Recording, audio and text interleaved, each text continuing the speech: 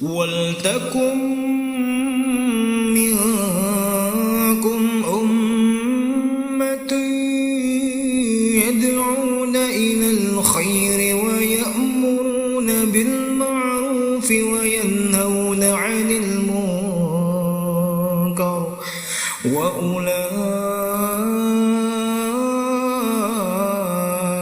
humul muflihun.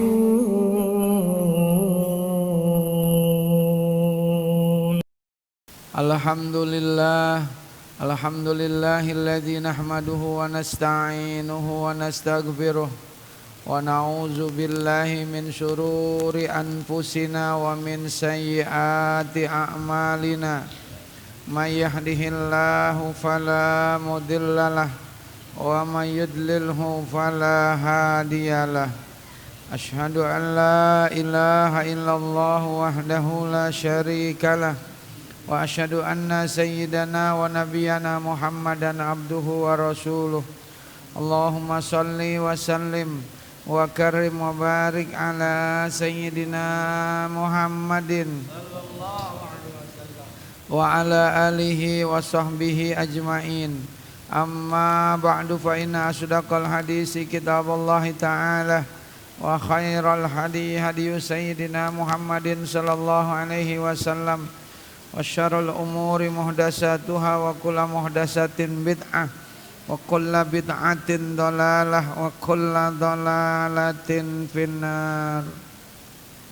Bapak-bapak jamaah pengajian malam Selasa Mushola Nurul Huda yang senantiasa diberikan berkah dan rahmat dari Allah Subhanahu wa taala. Amin.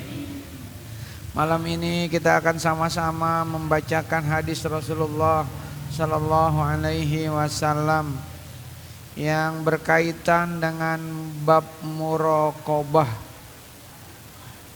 Bab muraqabah. Muraqabah itu artinya merasa diawasin. Namanya muraqabah. Menjaga diri. Qala Allah Ta'ala, Allah berfirman, alladzi yaraka hina taqumu wa taqallubaka fis sajidin. Yang melihat, alladzina yaraka, yang melihat kamu hina taqumu, ketika kamu berdiri, maksudnya ketika sedang sholat. Wa taqallubaka fis sajidin, dan melihat perubahan gerak badanmu di antara orang-orang yang sujud. Jadi Allah yang melihat kita ketika kita sedang sholat, Allah yang melihat kita ketika kita sedang melakukan sujud. Wa qala ta'ala wa huwa ma'akum aina ma kuntum. Wa huwa ma'akum, Dia Allah yang senantiasa bersama kamu. Aina ma kuntum, dimanapun kamu berada, baik di rumah, di musola, di masjid, baik lagi rame-rame maupun sendiri, baik di pokoknya dimanapun Allah selalu mengawasi kita. Itu yang disebut dengan muraqabah. Jadi kita merasa diri kita diawasi oleh Allah Subhanahu wa taala. Wa qala ta'ala, Allah berfirman, innallaha la yakhfa 'alaihi syai'un fil ardi wala fis sama. Sesungguhnya Allah, bagi Allah tidak ada satupun fil ardi, di muka bumi ini, wala fis sama, maupun di langit, yang tersembunyi. Semuanya Allah mengetahuinya. Baik yang di bumi kita nih maupun yang di langit, para malaikat-malaikat Allah, semuanya Allah tahu. Allah tahu. Wa qala ta'ala ya'lamu kha'inatal a'yuni wa ma tuhfis sudur. Dialah Allah yang mengetahui pandangan mata yang berbohong, wa ma tuhfis sudur, dan apa yang disembunyikan oleh hati kita. Nah, jadi Allah tahu hati kita, niat kita ngaji hari ini juga Allah tahu. benar-benar ngaji apa enggak Allah tahu. Ya. Makanya ngaji luruskan niatnya sepenuh hati Bu, sama-sama untuk mencari ridho Allah, untuk menghilangkan kebodohan kita dengan menuntut ilmu. Ya. Sebab Allah tahu tentang niat kita. Wa qala ta'ala inna rabbaka labil mirsad.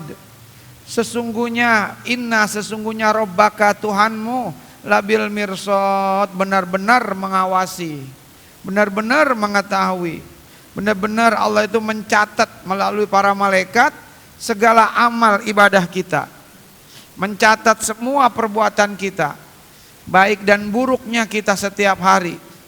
Kelak nanti ketika di akhirat tidak ada yang dapat lagi mengelak, tidak ada yang dapat lagi berbohong, karena semuanya udah dicatat oleh Allah. Wa may ya'mal misqala dzarratin khairan yarah wa may ya'mal misqala dzarratin syarran yarah. Wa may ya'mal, siapa orang yang berbuat kebaikan walaupun sebesar zarrah. Zarrah itu kalau ulama tafsir dulu, orang-orang dulu, ulama-ulama dulu mengartikan biji sawi. Nah, jadi benda yang paling kecil itu biji sawi. Pernah ada ngelihat Pedi biji sawi? Belum pernah kan? Sama dong. Pak Roni pernah ngeliat Pak Roni biji sawi? Hah? Emak tahu ya? Biji sawi Bu, biji sawi tahu? Ada di sana namanya pasawi tuh di RW 9. Pasawi.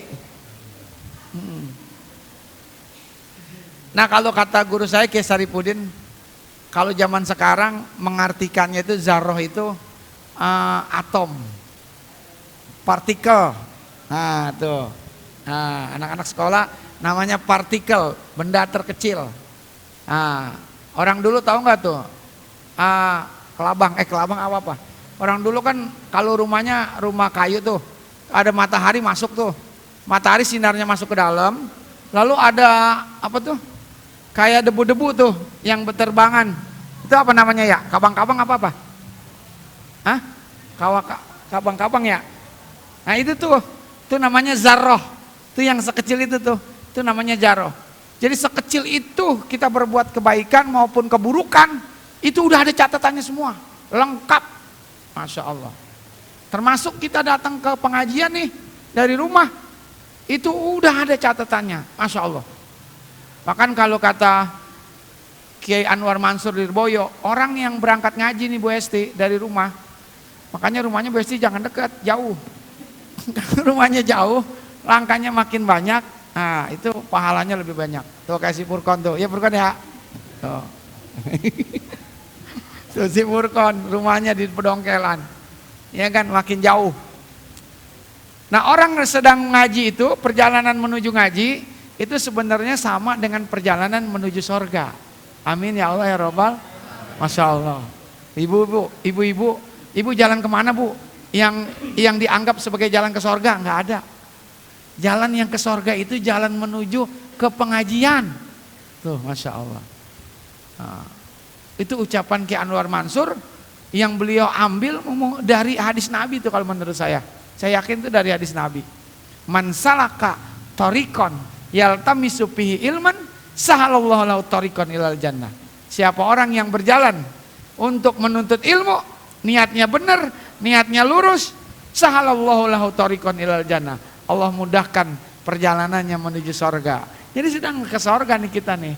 Gitu. Masya Allah, amin ya Allah ya Rabbal. Makanya jangan libur mulu Miko kalau ngaji ya. Yang rajin ngajinya.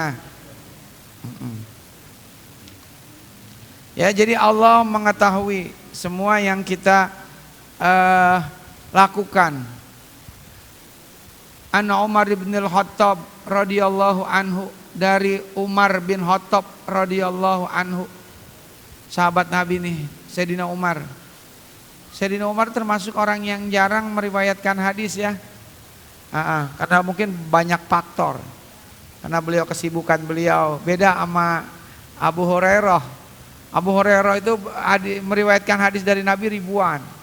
Karena beliau memang selalu berdampingan dengan Nabi, selalu ngaji sama Nabi. Beda sama Sayyidina Utsman, Sayyidina Abu Bakar, Umar. Mereka orang-orang yang ya mungkin ada kesibukan. Kayak Sayyidina Utsman kan pengusaha, jadi jarang ketemu sama Nabi. Ngajinya juga jarang, tapi hartanya ikut ngaji. Itu tuh yang cakep tuh kayak Utsman tuh. Ya, jarang ngaji, sibuk nih Pak Haji ya.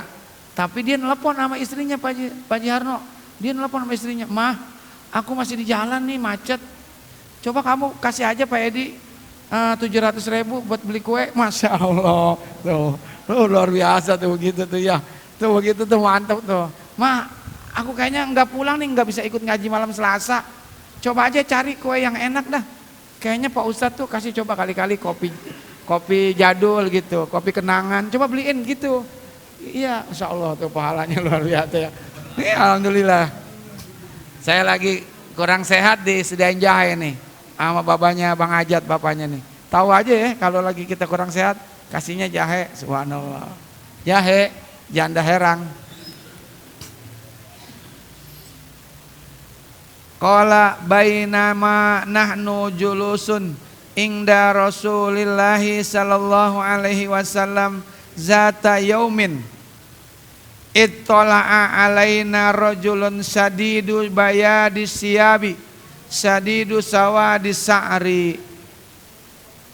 Kata Sayyidina Umar, kata Sayyidina Umar, tatkala kami sedang duduk bersama Rasulullah Sallallahu Alaihi Wasallam pada satu hari, Masya Allah. Jadi Rasulullah itu duduknya bersama para sahabat. Kata Sayyidina Umar, ketika kami sedang duduk bersama Nabi, ittala'a alaina, tiba-tiba muncul rajulun, seorang laki-laki, syadidu bayadis siyabi, yang pakaiannya begitu putih, cakep pakaiannya ini. Ini orang laki-laki ini benar-benar pakaiannya bersih banget, putih pakaiannya. Ini menandakan pakaian putih itu pakaian sunnah, ya.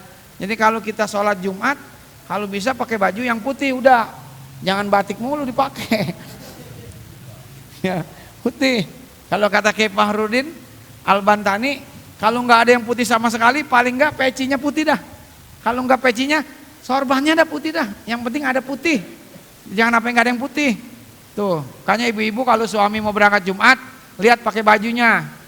Jangan suami pakai baju kaos didiemin aja.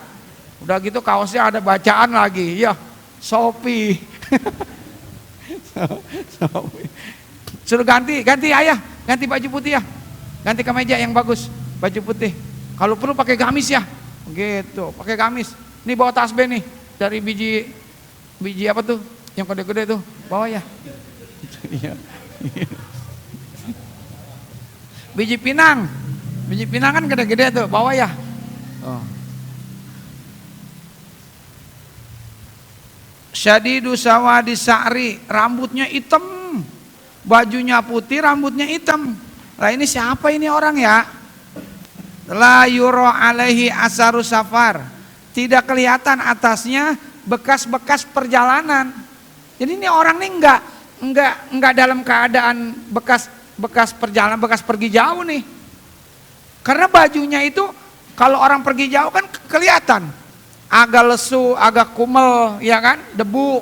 Tapi ini orangnya bersih, bajunya bersih.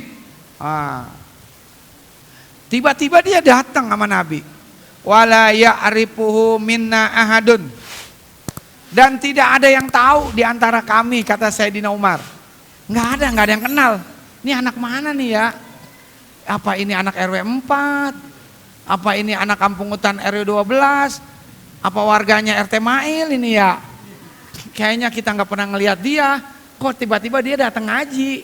Bajunya putih, rambutnya hitam. Masya Allah, ini siapa ini?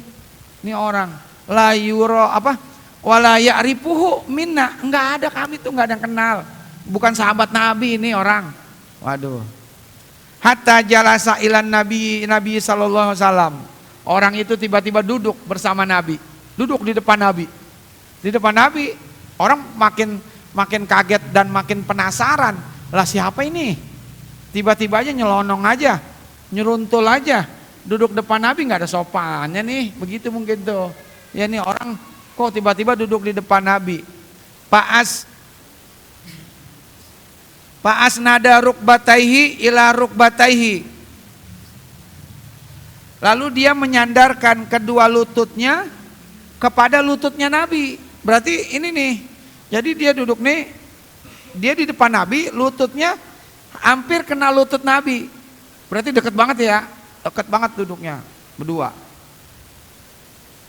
Wa wada'a kaffaihi ala fahizahi, dan meletakkan telapak tangannya di pahanya Nabi. Masya Allah. Jadi udah duduknya dekat Nabi, tangannya diletakkan di pahanya Nabi. Tuh, begitu dekat. Ada apa ini? Ini orang siapa? Wa qala ya Muhammad akhbirni anil Islam. Wahai Muhammad, beritahu kepadaku tentang Islam. Nah, orang ini nanya nih. Nanya tentang Islam. Apa itu Islam? Nah, ya kan Islam. Islam itu kan aslama yuslimu islaman. Artinya damai, selamat, pasrah, itu Islam, ya.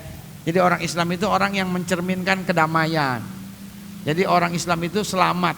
Sebab nggak ada yang selamat kecuali Islam. Ya. Dia nanya tentang Islam. Faqala Rasulullah sallallahu alaihi wasallam, al-Islamu an tashhada alla ilaha illallah wa anna Muhammadar Rasulullah. Kata Nabi, Islam itu engkau bersaksi, antashada, bersaksi tidak ada Tuhan kecuali Allah. Tuh. Jadi Islam itu pertama syahadat. Orang baru masuk Islam kudu baca syahadat, kudu bersaksi bahwa tidak ada Tuhan selain Allah. Gitu. Wa anna Muhammadar Rasulullah, dan Nabi Muhammad itu adalah Rasul Allah, utusan Allah. Tuh, Nabi Muhammad. Dia harus yakin, dia harus percaya. Tuh, itu namanya Islam. Kalau dia nggak percaya sama Nabi Muhammad, maka dia bukan Islam. Berarti dia belum bersaksi. Wa tuqimas shalah, yang kedua kata Nabi, Islam itu mendirikan sholat. Sholat mendirikan, bukan mengerjakan. Kalau mengerjakan, sekedar mengerjakan, tapi kadang-kadang perbuatannya nggak sesuai dengan sholat. Kalau mendirikan, wa yuqimunas shalah, itu kalau dalam tafsir Jalalain artinya melaksanakan sesolat sesuai dengan hak-haknya, gitu loh. Jadi yang namanya mendirikan sholat artinya mengerjakan sholat sesuai dengan hak-haknya. Hak-hak sholat. Apa tuh hak sholat? Rukunnya, syaratnya, tahu hal-hal yang membatalin sholat, sunnah-sunnah sholat, ab'ad, hayat, tuh, sunnah-sunnah, kunut, tuh. Nah itu namanya mendirikan sholat. Jadi mendirikan sholat, melaksanakan sholat sesuai dengan hak-haknya, tuh, kewajibannya, khusyuknya. Yang ketiga, watu tiyaz zakah, yaitu menunaikan zakat. Oh, tu'tiya itu artinya datang, Pak Edi. Tu'tiya itu artinya datang. Berarti kalau kita ngasih zakat, jangan anak yatimnya datang ke kita, jangan orang miskinnya yang ke kita. Tu'tiya kitanya yang datang ke rumahnya, iya kan? Tu'tiya zakah, menunaikan zakat. Iya. Jangan. Zakat itu secara bahasa artinya berkah, tambah. Tambah. Jadi orang yang berzakat itu rezekinya pasti Allah tambah. Lihat tuh orang yang sering sodako. Tuh. Banyak orang kalau mau sukses, mau berkah hidup, pertama banyakin sodako. Kedua, bakti sama orang tua. Ketiga, sholatnya rajin. Udah 3 dah tuh. Ya. bakti sama orang tua, sering sedekah. Jangan ibu-ibu ada tong minta-minta, pintunya dikunci, ya. Lagi ngejemur dia masuk aja. Kasih aja Bu 2.000 mah Bu. Ya kan, kadang-kadang bawa mobilnya mah bagus. Itu di Nur Amal Bang Jajang yang tukang itu tuh, tukang parkir Bang Jajang. Kan dia mah mepet-mepet ke mobil mulu. Kayak orang mau bunuh diri. Gini aja, mau ditabrak. Kasih. Ya, 2.000.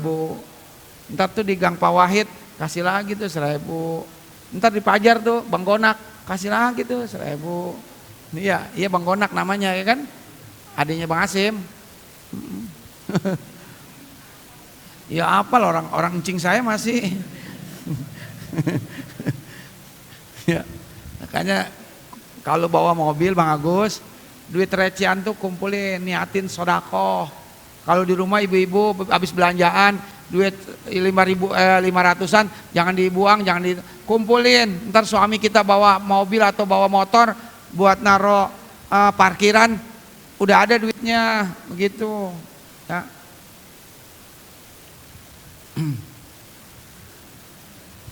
Watasuma Ramadan, berpuasa di bulan Ramadan, puasa yaitu menahan diri dari makan dan minum.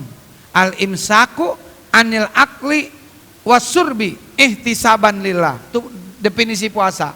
Menahan diri dari makan dan minum karena mengharap ridho Allah. Ramadan artinya membakar. Tuh, makanya jangan deket-deket sama si Ramadan loh. Panas. Ramadan artinya membakar. Nah, apa? Dosa-dosa kita dibakar sama Allah. Ya.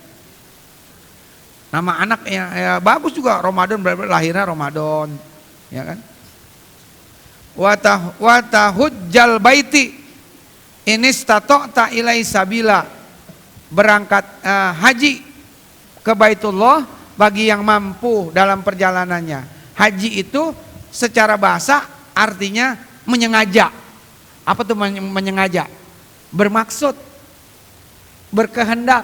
Nah, itu orang haji. Jadi orang haji itu orang yang bermaksud, orang yang menyengaja menuju ke Baitullah. Itu namanya haji. Ya. Qala, lalu kemudian orang itu tuh, orang yang rambutnya hitam, bajunya putih, dia bilang sodakta, engkau Muhammad, benar engkau Muhammad. Fa'ajibna lahu yas'alahu wa yusaddikuhu. Kata sahabat, kami heran. Dia yang nanya, tapi dia yang benerin. Nah, tadi dia nanya tentang Islam. Coba Muhammad beritahu saya tentang Islam. Udah dikasih tahu dia bilang apa? Sodakta, bener engkau Muhammad. Lah, dia nanya nih, jangan-jangan ngetes nih.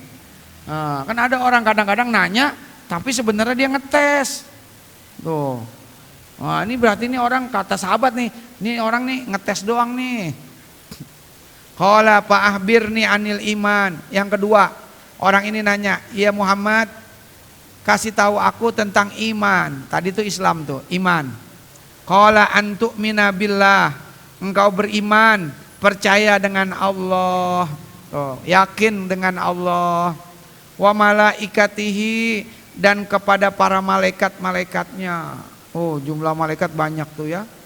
Kalau kata guru saya Ustadz Boleh, malaikat itu jumlahnya itu ribuan, masing-masing 70.000, masing-masing punya anak buah 70.000 lagi, masing-masing punya anak buah 70.000 lagi. Jadi kalau di bedeng ada yang meninggal, di pedongkelan ada yang meninggal, di menceng meninggal, nggak usah khawatir, jangan takut malaikat kurang, ya kan? Sebab malaikat banyak. Malaikat Ijroil kok satu, tapi kok yang meninggal kok bisa berbarengan gitu banyak. Nggak usah nanya begitu. Ijroil punya anak buah 70.000. Kayak Pak Edi nih. Pak Edi punya anak buah tuh, si Adit, si Dapa, ya kan? Ya kan, si Adit kecil. Masing-masing itu ntar punya anak buah lagi tuh. 3 lagi, 4 lagi. Masing-masing terus kayak MLM. Malaikat itu MLM. Banyak. Wa kutubihi, dan kitab-kitabnya, Taurat, Injil, Jabur, Al-Quran. Nah, kita percaya tuh beriman. Kita percaya pada kitab-kitab yang Allah turunkan. Wa rusulihi, dan rasul-rasulnya. Banyak rasul-rasul ya. Ada 315 rasul. Kalau nabi jumlahnya 124 ribu nabi yang Allah utus. 124 ribu nabi. Rasul 315. Ada yang bilang 313. Nah, disaring lagi. Ada 25 nabi dan rasul. Disaring lagi. Jadi 5. Namanya ulul ajmi. 5 nabi. Dari 5 ini disaring lagi. Siapa? Yaitu Nabi Muhammad. Tuh ya. Wa tu'mina bil qadari khairihi wa syarrihi, dan beriman dengan qadar baik dan buruk. Qadar itu artinya ukuran, sekira-kira ukuran. Qadar itu beda dengan kodok. Kodok dan qadar.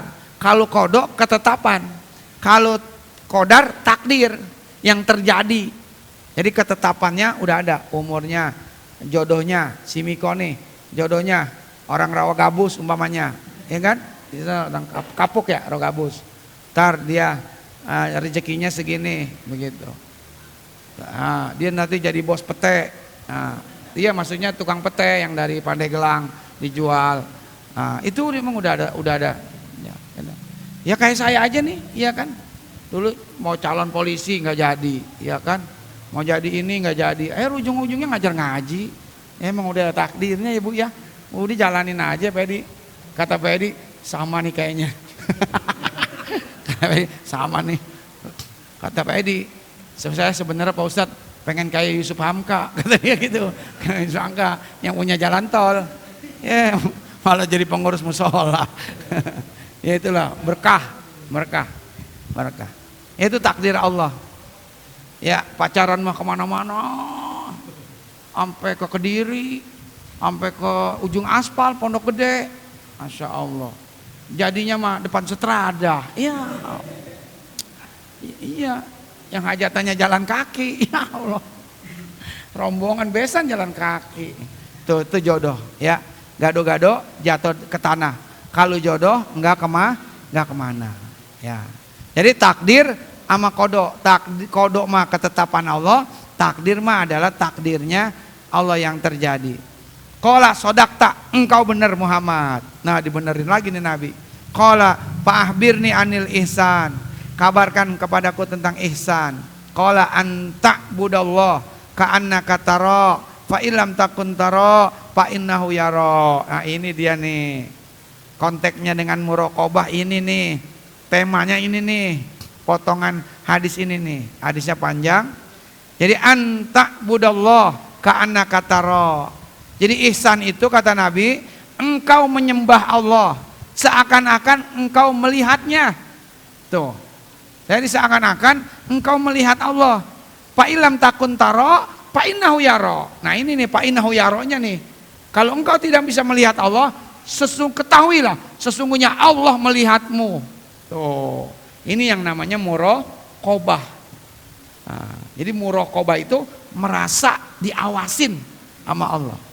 Orang kalau udah muraqabah, jadi dari buahnya ibadah muraqabah.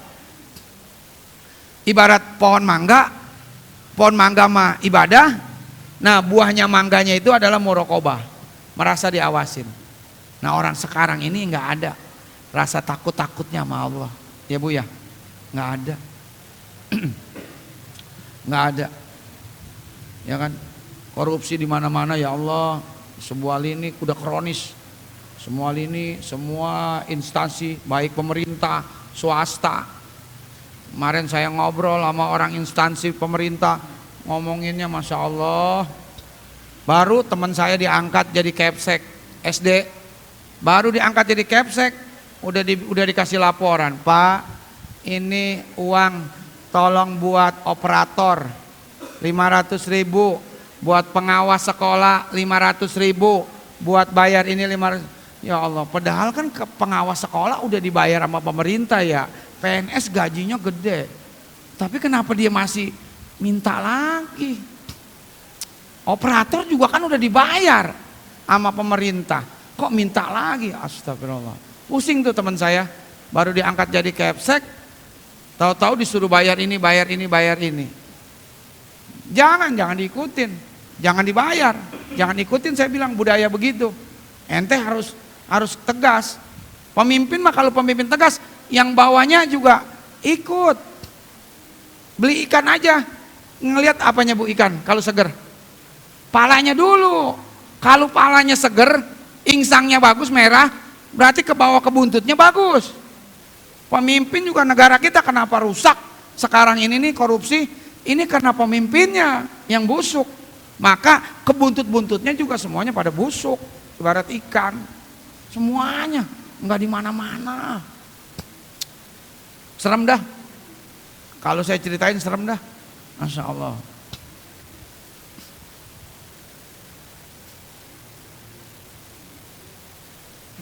Nah, jadi orang kalau merasa diawasi nama Allah, maka dia akan selalu hidupnya waspada. Dia akan disiplin.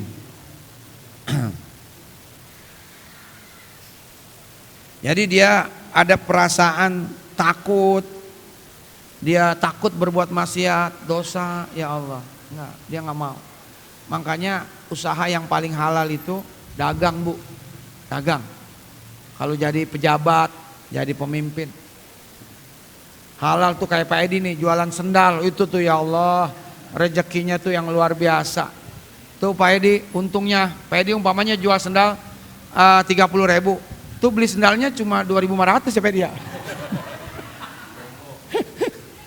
Ya, tuh Masya Allah. Itu untungnya itu halalan thayyibah, berkah. Masya Allah. Iya Pak Edi ya, gitu ya. Iya. Pulpen dia beli Pak Edi di pasar pagi, iya kan? Harganya gope. Dijual sama RT 25.000.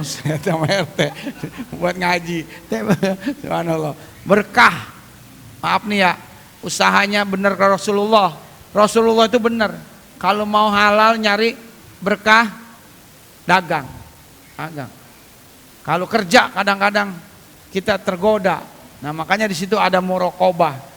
Merasa kita diawasi, jangan dimakan. Kalau bukan punya kita, nanti nggak berkah. Dibawa pulang, makan anak-anak kita nggak berkah, istri kita nggak berkah. Kemarin ada pemadam cerita sama saya, habis jalan ke Pandeglang, Pak Ustadz, saya gaji saya udah gede. Pemadam kan tunjangannya gede, ya kan? PNS yang paling gede kan pemadam. Ada tunjangan berani mati, ada dia, ya kan? Ada berani malu, ya kan? Pokoknya banyak tunjangannya. Tapi secara ekonomi saya udah cukup Pak Ustadz.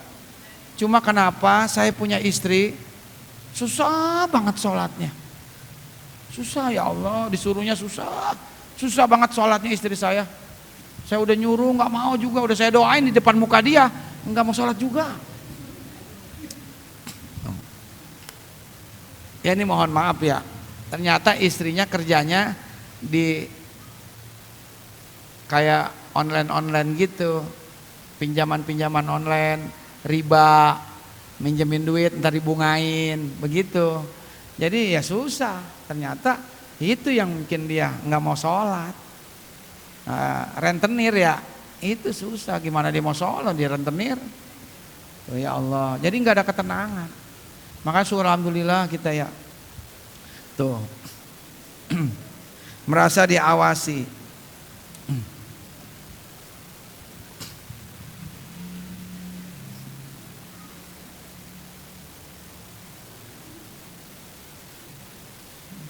Dulu ada cerita tentang Sayyidina Umar.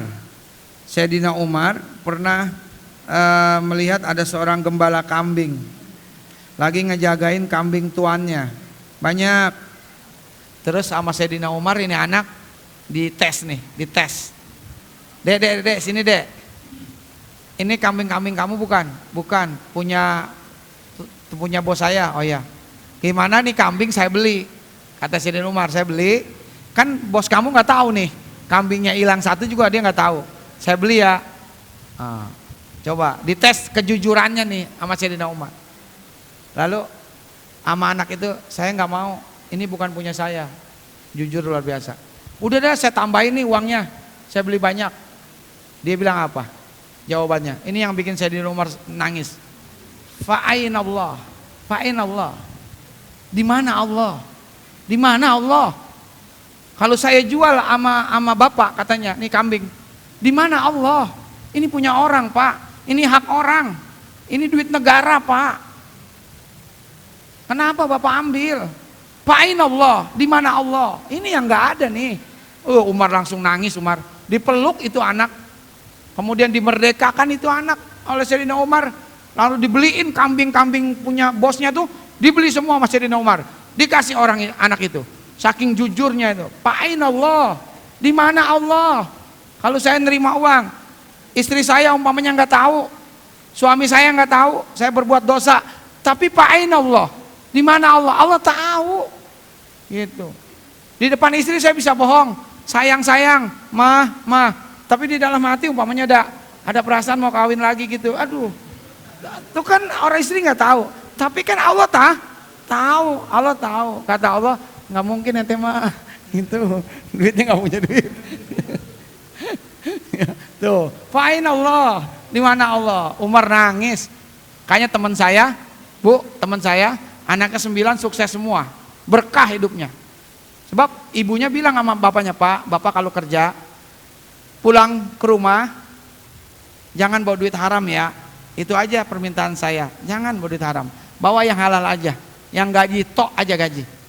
Masya Allah. Ntar saya ngatur, biarin. Ibu-ibu kan pintar ngaturnya. Akhirnya anaknya alhamdulillah tuh berkah semua. Yang bontot jadi insinyur, sipil, teknik sipil. Yang lain jadi guru-guru, jadi PNS semuanya. Masya Allah. Sekarang bapaknya pensiun, jadi merbot di musola. Masya Allah, luar biasa. Tuh. Makanya kata Novel Baswedan kemarin, kata Novel Baswedan, yang namanya koruptor itu hidupnya nggak ada yang bahagia. Kenapa? Karena dia punya istri, istrinya punya selingkuhan. Dia sendiri punya selingkuhan. Tuh. Orang kalau dia nggak punya selingkuhan, gajinya cukup buat istrinya. Biasanya orang, mohon maaf, naudzubillah min dzalik, dia punya selingkuhan, punya yang selain istrinya, kan gaji yang pokok buat istrinya yang tua. Tapi mau nggak mau ini yang istri yang kedua, selingkuhannya, dia harus berpikir bagaimana dia nyari duit buat yang ini. Maka nggak pernah kaya. Tuh. Makanya dia korupsi. Kenapa? Karena dia punya kebutuhan lain, tuntutan lain. Oh. Anak-anaknya kata Novel Baswedan pada dugem, pada narkoba, ya kan? Itu kenapa? Karena dari rezeki yang tidak halal. Makanya kalau kita berbuat sesuatu, Bu, tanya dulu, ini benar apa enggak dalam hati, halal apa enggak? Fa'ainallah, di mana Allah? Jadi inilah sekelumit tentang muraqabah. Mudah-mudahan ada manfaatnya buat kita semua. Wassallallahu ala sayyidina Muhammad walhamdulillahi rabbil alamin.